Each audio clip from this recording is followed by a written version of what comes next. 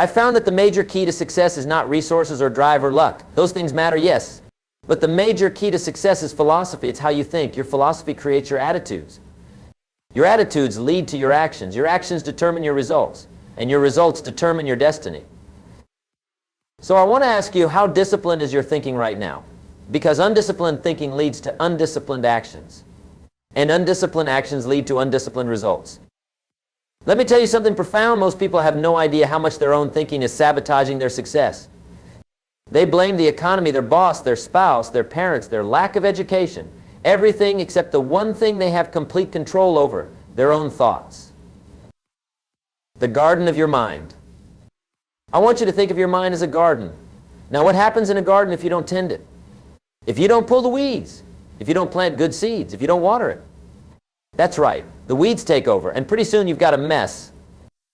Your mind works the same way. If you don't consciously plant positive, productive thoughts, and if you don't regularly pull out the negative, limiting ones, guess what happens? Your mind fills with weeds, doubts, fears, excuses, rationalizations, and those mental weeds will choke out any possibility of success. Some people's minds are so full of weeds they wouldn't recognize an opportunity if it slapped them in the face. And that's sad. That's so sad. Here's what you need to understand. Your life is always moving in the direction of your strongest thoughts. Always. So if your thoughts are predominantly negative, guess where your life is heading? That's right, down. If your thoughts are predominantly confused, your results will be predominantly confused. But if your thoughts are predominantly clear, disciplined, and focused on what you want, that's exactly where your life will go. Up, forward, toward success and happiness and fulfillment. The disease of excusities. I want to talk about a disease that's rampant in our society. It's called excusitis. The failure disease. It's the habit of making excuses for why you can't, why you don't, why you won't. I don't have enough time. I don't have enough money. I don't have the right connections. I don't have the right education. I didn't grow up in the right neighborhood. The economy is bad. My boss doesn't like me. Let me tell you something. Successful people don't make excuses. They make progress. They find a way. They solve problems. They take responsibility. The moment you start making excuses, you've given away your power. You've surrendered your ability to change your life. You've decided that your circumstances are more powerful than you are. And that's simply not true. We all have circumstances. We all have challenges. We all have obstacles. But some people let those circumstances define them, while others define themselves by how they respond to those circumstances. That's the difference between success and failure, my friends, not your circumstances. Your response to your circumstances, and that response begins with your thinking. Disciplined thinking begins with awareness. So how do we discipline our thinking? It begins with awareness. You have to become aware of what you're thinking. Most people never do this. Most people let their thoughts run wild. They let their minds wander wherever they want to go. And then they wonder why their lives are a mess. Disciplined thinking means becoming the gatekeeper of your own mind. It means paying attention to your thoughts and asking, is this thought serving me or sabotaging me? Is this thought moving me toward what I want or away from it? It's like standing at the doorway of your mind with a clipboard. Every thought has to check in. What's your purpose here? Are you helping or hurting? You can come in, but you can't. That's the beginning of mental discipline. And here's the fascinating thing. Once you start paying attention to your thoughts, you'll be shocked at how many negative, limiting, self-defeating thoughts are trying to get into your mind every single day. I can't do this. This is too hard. I'm not smart enough. I'm not talented enough. I'm not experienced enough. What if I fail? What will people think? These thoughts come at us like a flood. And if we're not careful, if we're not vigilant, they'll get in and set up camp and start running the show. And that's when our lives start to go downhill. The power of questions. One of the most powerful tools for disciplining your thinking is asking better questions. The quality of your life is determined by the quality of the questions you consistently ask yourself. Most people ask terrible questions. Why does this always happen to me? Why can't I catch a break? Why is life so hard? Who can I blame for this? Those are lousy questions that lead to lousy answers and lousy results. Instead, try asking questions like these. What can I learn from this? How can I use this to my advantage? What's great about this problem? What's the opportunity here? How can I turn this into a win? Those questions lead to empowering answers and empowering results. Here's a powerful question I love to ask. What would the person I want to become do in this situation? Think about that. If you want to become financially successful, ask yourself, what would a financially successful person do with their money right now? If you want to become healthy and fit, ask yourself, what would a healthy, fit person eat for lunch right now? The answers to those questions will guide you toward becoming the person you want to be. That's disciplined thinking. The company you keep. Another crucial aspect of discipline in your thinking is being careful about the company you keep. Jim, you might say, what does that have to do with my thinking? Everything. You see, we become like the people we spend the most time with. Their attitudes, their beliefs, their habits, they all rub off on us. It's like osmosis. We can't help it. So if you're spending time with negative, cynical, complaining people, guess what's happening to your thinking? That's right, it's becoming more negative, cynical, and complaining, even if you don't realize it. If you want to discipline your thinking, you need to surround yourself with people who think the way you want to think. People who are positive, productive, purposeful. People who challenge you to grow, to improve, to become better. I'm not saying you should abandon your old friends, but I am saying you should be deliberate about who you allow to influence your thinking. Because they will influence your thinking, whether you realize it or not. There's an old saying, if you're the smartest person in the room, you're in the wrong room. I'd add to that, if you're the most disciplined thinker in your circle, you need a new circle. The input determines the output. Let's talk about the information you're feeding your mind, because what goes in determines what comes out. If you're constantly consuming negative news, violent entertainment, mindless social media, and shallow conversations, what do you think that's doing to your thinking? It's making it negative, violent, mindless, shallow. You cannot expect to have disciplined, focused, productive thoughts if you're filling your mind with undisciplined, unfocused, unproductive information. What are you reading? What are you watching? What are you listening to? Who are you talking to?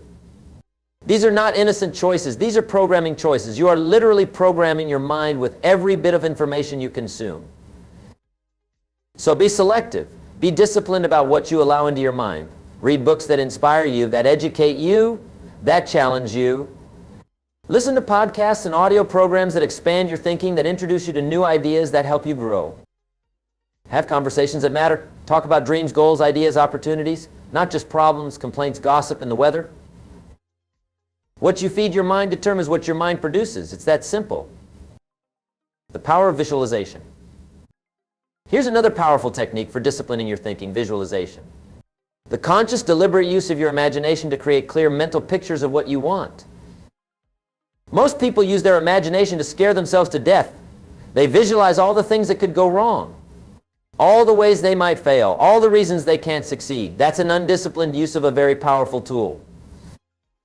Instead, use your imagination to visualize what you want. See yourself succeeding. See yourself achieving your goals. See yourself living the life you desire. And here's the key. Feel the feelings. Don't just see the pictures. Feel what it would feel like to achieve that goal, to have that success, to be that person. This isn't some new age nonsense. This is how the human brain works. Your brain doesn't know the difference between something you vividly imagine and something you actually experience. That's why visualization is so powerful.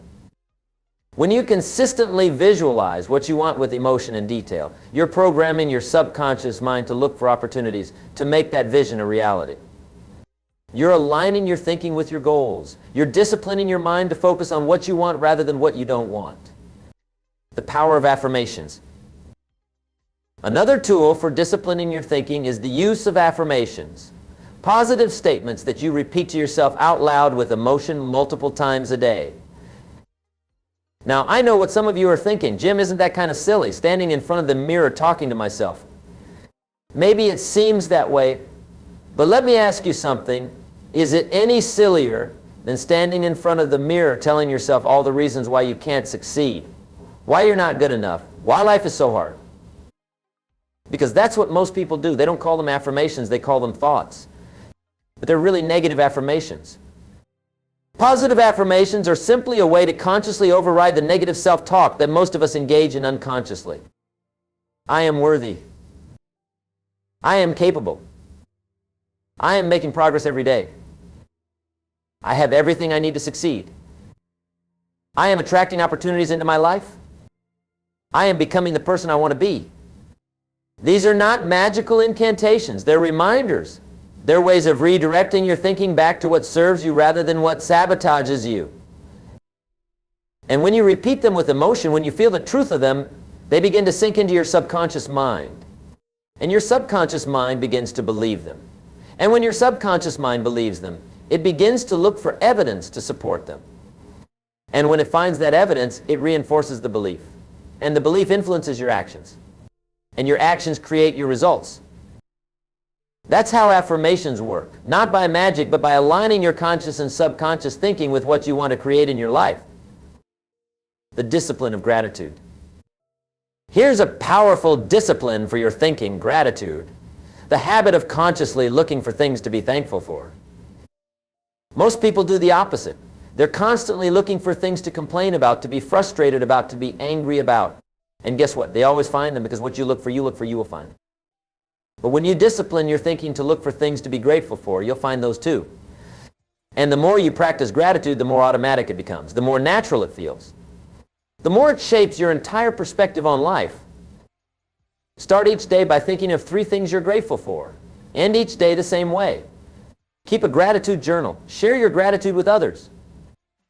This isn't about ignoring problems or pretending everything is perfect. It's about training your mind to see the good alongside the bad. To acknowledge the blessings alongside the challenges. To recognize the opportunities alongside the obstacles. That's mental discipline.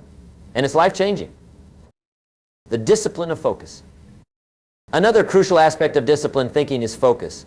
The ability to concentrate your mental energy on what matters most. Most people's thinking is scattered, fragmented, all over the place. They think about work while they're with their family. They think about family problems while they're at work. They worry about the past. They stress about the future. They rarely give their full attention to the present moment. That's undisciplined thinking, and it leads to mediocre results in every area of life. Disciplined thinking means being where you are, mentally. It means giving your full attention to what you're doing right now. It means focusing on one important task at a time rather than multitasking and doing many things poorly. Focus is a superpower in a distracted world. The person who can concentrate their mental energy on one important goal, one important task, one important problem, that person has an enormous advantage. But focus doesn't come naturally. It requires discipline.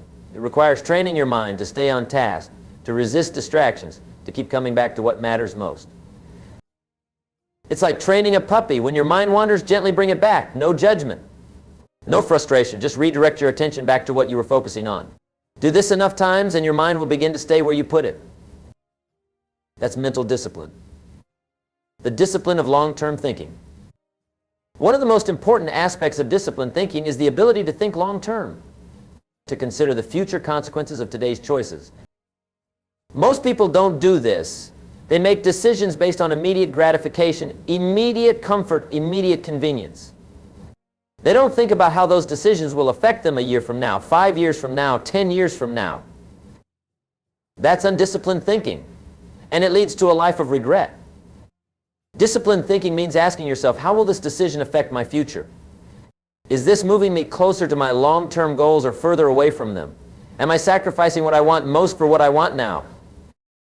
It means being willing to experience short-term discomfort for long-term benefit.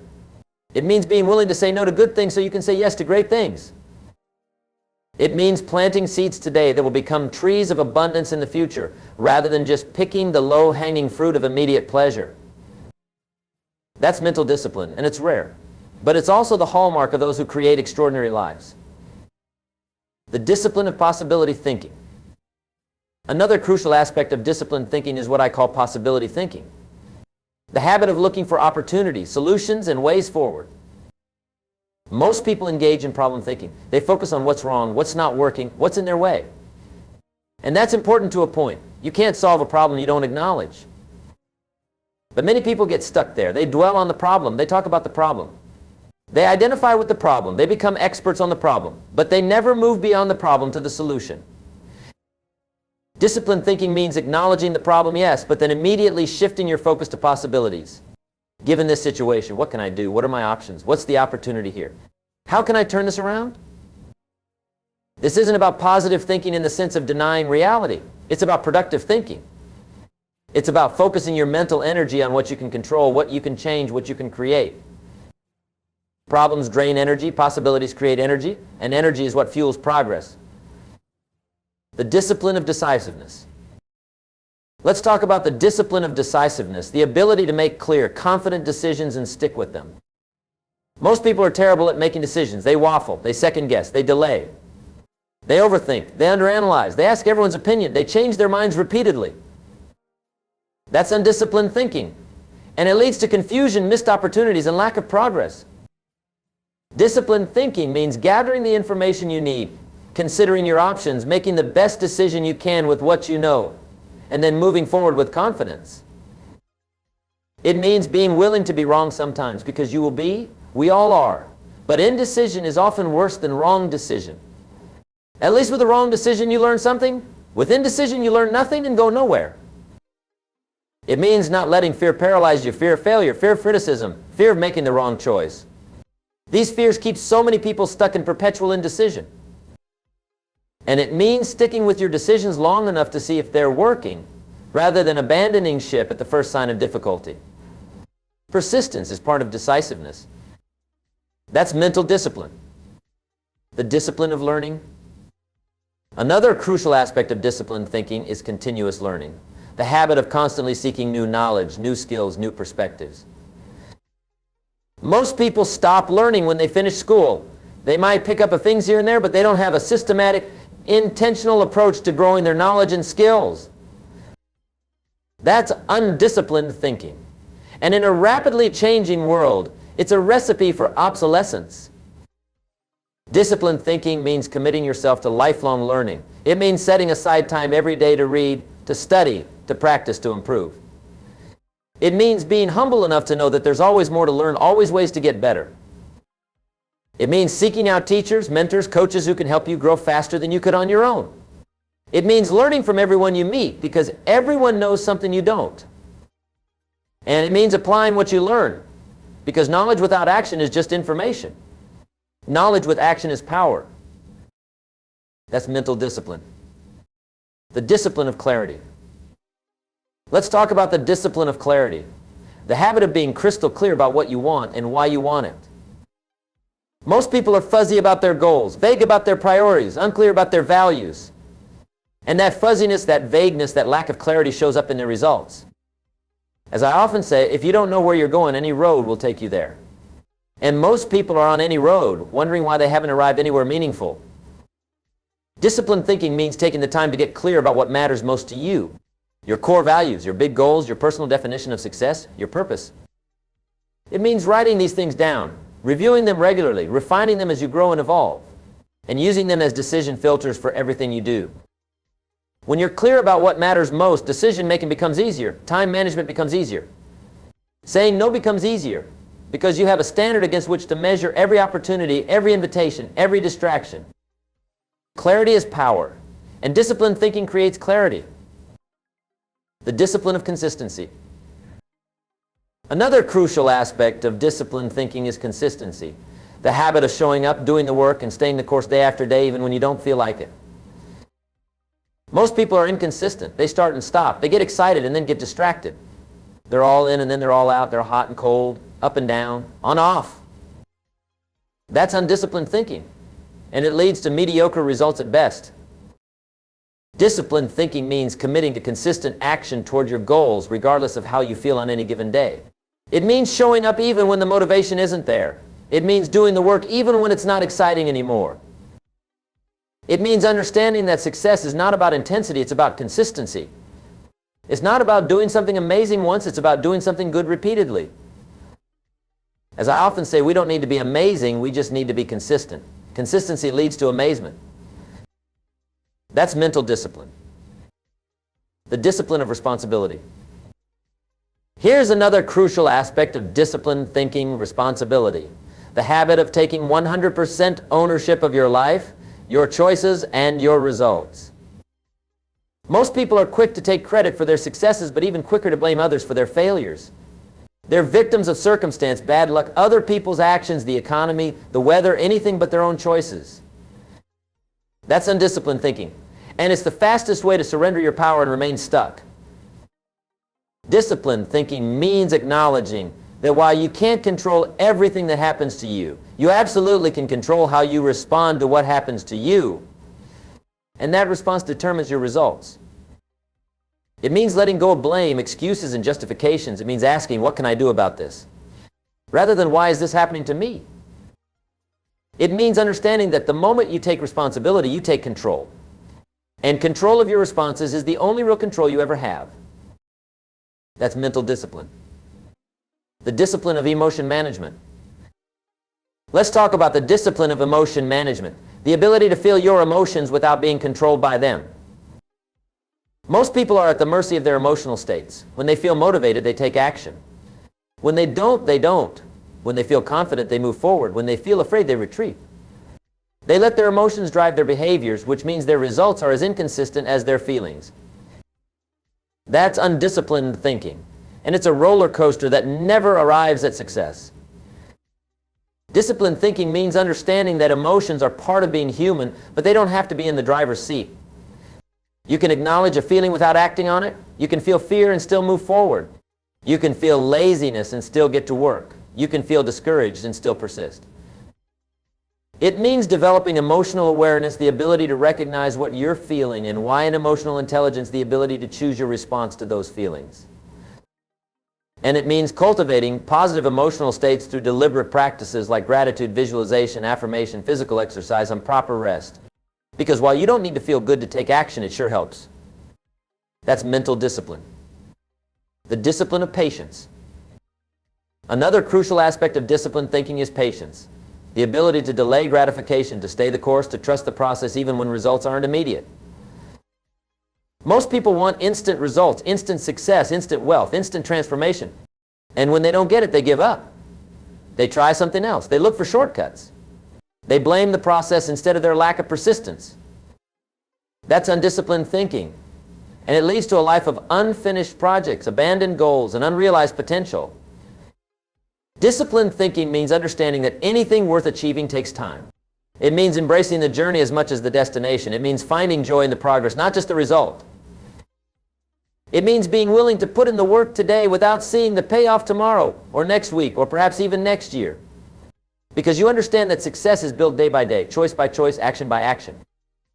As I often say, you can't hire someone else to do your push-ups for you. The process is the point. The discipline is the reward. The journey is where the transformation happens.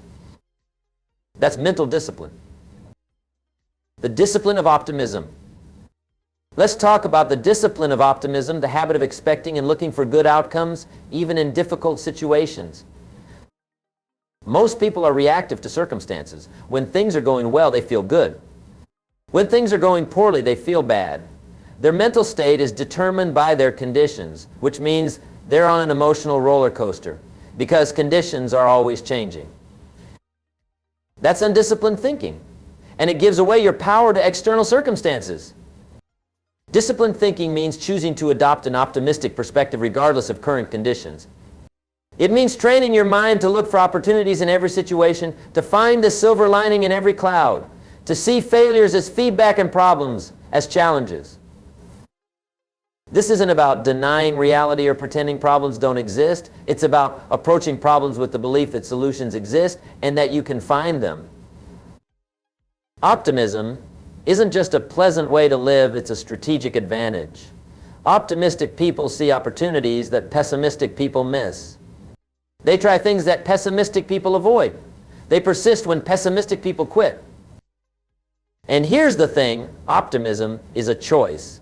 It's a mental discipline. It's a way of thinking that you can develop through practice. Just like a muscle, the more you use it, the stronger it gets. That's mental discipline. The discipline of thinking big. Another crucial aspect of disciplined thinking is thinking big. The habit of setting ambitious goals, dreaming expansive dreams, and refusing to limit yourself based on past experiences or current circumstances. Most people think small. They set goals based on what they think is realistic, reasonable, achievable. And that sounds sensible, doesn't it? But here's the problem. Their definition of realistic is based on their past, not their potential. It's based on what they've done before, not what they're capable of doing. That's undisciplined thinking. And it leads to small results, small accomplishments, small lives. Disciplined thinking means giving yourself permission to think beyond your past, beyond your current circumstances, beyond what seems reasonable. It means asking, what would I do if I knew I couldn't fail? What would I attempt if I had unlimited resources? What would I become if I used my full potential? It means setting goals that scare you a little or a lot. Goals that require you to grow, to develop new skills, to become a different person than you are today. And it means refusing to let your past define your future, refusing to let setbacks diminish your dreams, refusing to let other people's limited thinking limit what you believe is possible for you. That's mental discipline. The discipline of reflection. Let's talk about the discipline of reflection. The habit of regularly reviewing your progress, evaluating your results, and learning from your experiences. Most people just keep going.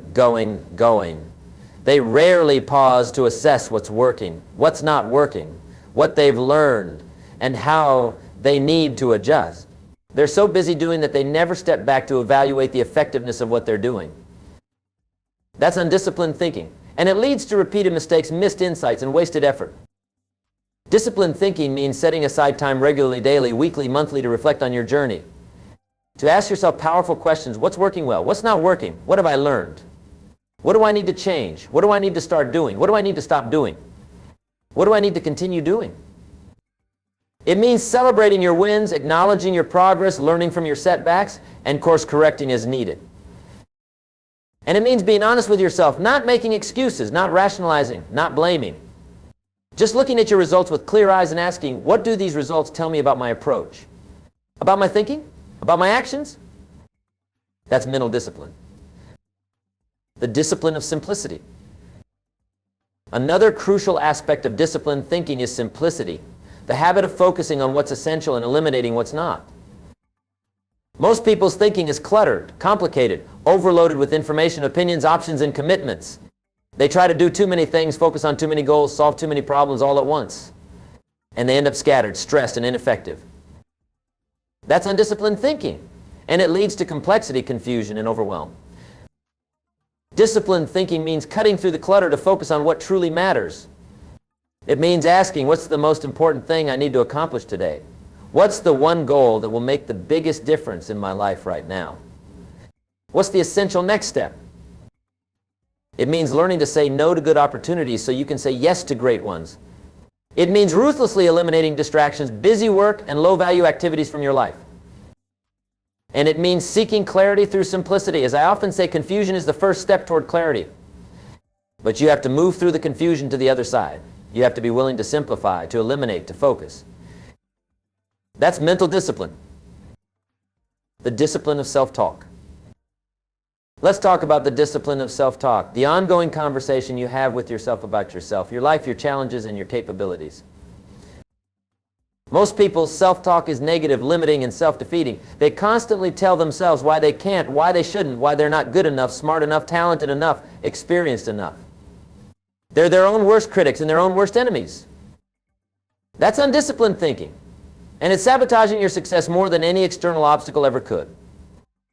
Disciplined thinking means becoming aware of your self-talk and deliberately choosing words that empower you rather than limit you. It means replacing I can with how can I, replacing this is too hard with this is challenging, but I'm growing. Replacing I'm not good at this with I'm getting better at this every time I try. It means speaking to yourself with the same kindness, encouragement, and patience you would offer to a good friend or a beloved child. Not with false praise or empty affirmations, but with genuine belief in your capacity to learn, to grow, to overcome.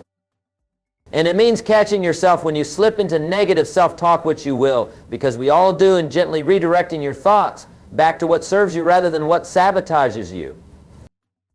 That's mental discipline. The discipline of future self-thinking. Another crucial aspect of disciplined thinking is what I call future self-thinking.